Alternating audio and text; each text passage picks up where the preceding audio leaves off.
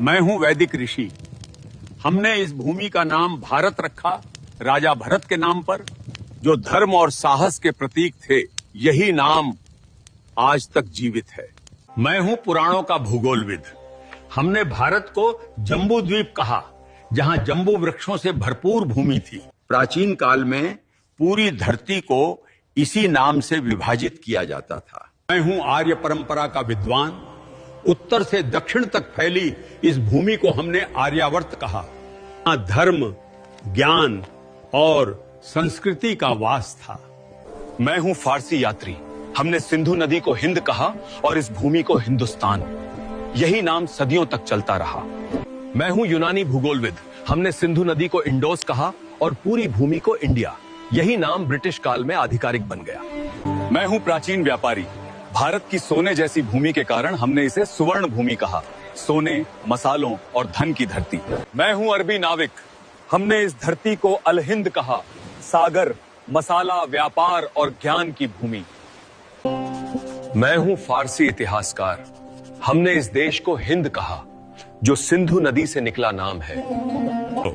मैं हूं पुराणों का कथावाचक।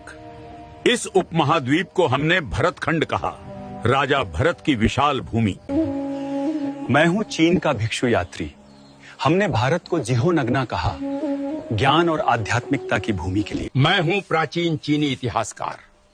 हमने भारत को यिंगतू कहा, महान धर्म, संस्कृति और व्यापार की भूमि।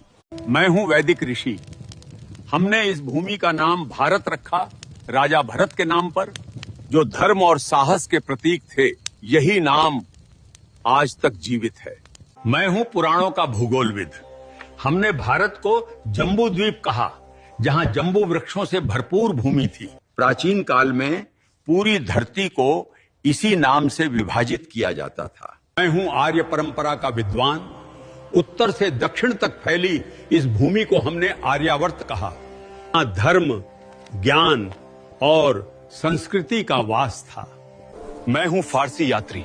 हमने सिंधु नदी को हिंद कहा और इस भूमि को हिंदुस्तान। यही नाम सदियों तक चलता रहा। मैं हूं यूनानी भूगोलविद। हमने सिंधु नदी को इंडोस कहा और पूरी भूमि को इंडिया। यही नाम ब्रिटिश काल में आधिकारिक बन गया। मैं हूं प्राचीन व्यापारी। भारत की सोने जैसी भूमि के कारण हमने इसे सुवर्ण भूमि कहा। सोने, मसालों और धन की धरती। मैं हूं अरबी नाविक। हमने इस धरती को अल हिंद कहा। सागर, मसाला, व्यापार और ज्ञान की भूमि। मैं हूं फारसी इतिहासकार। हमने इस देश को हिंद कहा, जो सिंधु नदी से निकला नाम है।